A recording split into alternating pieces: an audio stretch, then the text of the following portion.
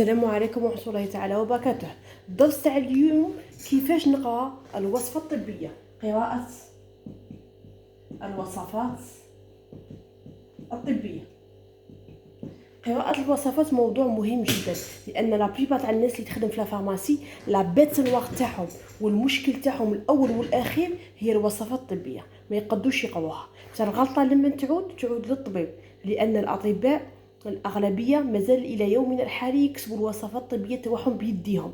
كون جاو كاع الأطباء يديروا وصفات طبية انفورماتيزي بالميكرو، كوم الخدامة تاع الفارماسي ما ينضروش. بس مادام لوردونونس راهي تنكتب باليد، مادام الناس راهي تعاني في الفارماسي. كيفاش نقرا وصفة طبية باليد؟ قراءة الوصفة الطبية اللي مكتوبة باليد سموها ديشيفراج. غادي نشوفوا لو ديشيفراج دي زوردونونس. Ça veut dire comment déchiffrer une ordonnance. خاصكم تعرفوا باللي الوصفات الطبيه كما يقولك مسلسل لا ينتهي، تبقى توجور المشكل تاعك تعيا من تقرا من وفولك ما تتعلم، غادي توجور تطيحوا في اون اوردونونس اللي تشيبكم وتحصلكم. دونك عقلوا توجور في الديشيفراج، في قراءه الوصفات الطبيه توجور الحاجه اللي نشك فيها ولا ما نعرفهاش لقدي مكالمه الطبيب.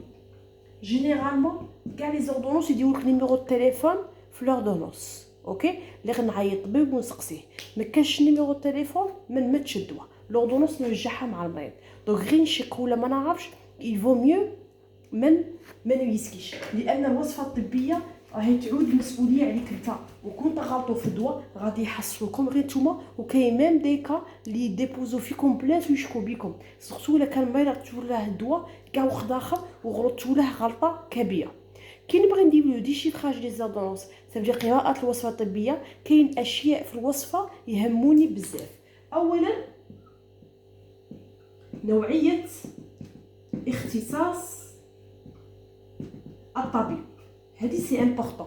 جاتني اوردونونس مكتوبه باليد وما قريتش نقراها وجاتني واعره، اختصاص لا سبيسياليتي تاع الطبيب تعاوني. هذه باينه اوردونونس الفوق كاتبين لك جينيكولوج، غادي يجيني في راسي بلي الدواء اللي مكتوب تاع نتا.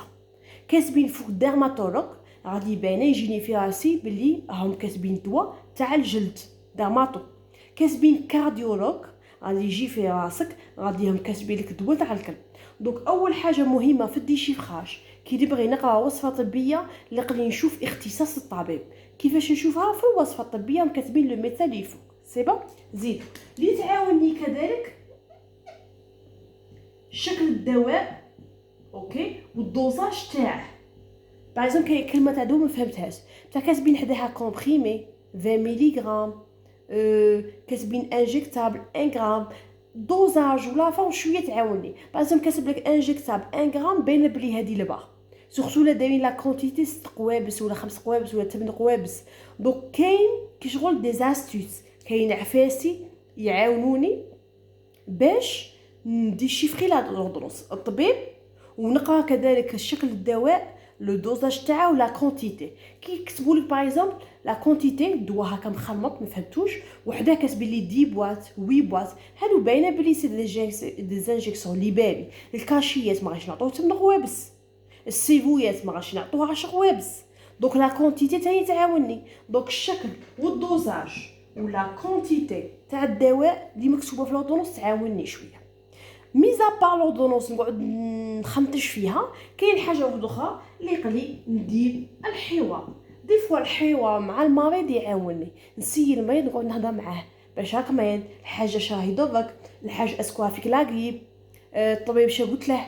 دوك كي نبدا نسقسي المريض شويه تعاوني باش نقرا لوردونونس. هادو عطيتكم غير دي زاستوس شي عفاسي اللي قدرين نتقرب بهم للدواء. مي تفكروا توجور كي نشك في الدواء ولا ما نفهمش لوردونونس، اللي قلي توجور نرجع للطبيب، يا المريض نرجعه مع لوردونونس تاعه، ولا الطبيب نعيط له في التليفون ونسقسيه الدواء فلاني واش هو. ما عرفش ما نسلبيش، ما فيهاش عيب، خمن نوصل نعشي غلطه في الدواء ويحصلوني معاه. اوكي، دونك الدرس تاع اليوم كيفيه قراءه الوصفه الطبيه، سي لو ديشيفراج. اللي تعاوني هي اختصاص الطبيب. نسيي توجور في لوردونونس نقرا شكون هو لو ميدسان اللي راه كاتب لي الدواء والسبيسياليتي تاعو. حتى ولا كان ميدسان جينيراليست، الطبيب العام توجور دواء غير هو يتعاون.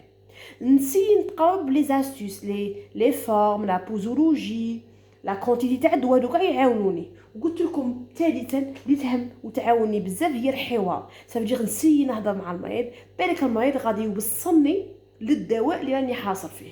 وكي نشكو في لوردونونس يفو ميو ما نسبوهاش. واللي تعاونكم باش تعلموا تقراو بزاف لي زوردونونس هما لو ستاج. خاصكم ديروا لي ستاج في لا فارماسي. مادامني واقف في لا فارماسي ونتعلم، مادامني نوالف اللي قد ديروا لو ستاج كل يوم في لا فارماسي راني تماك، ويما تجي اوردونونس نقراها ونسي ندرب عليها، تولي عندي اون هابيتود ولف. اوكي، وهذا الولف يجيني باغ لو ستاج. التربص في الصيدليه مهم جدا من اجل تعلم قراءه الوصفات الطبيه المكتوبه باليد. اوكي، والسلام عليكم ورحمه الله تعالى وبركاته.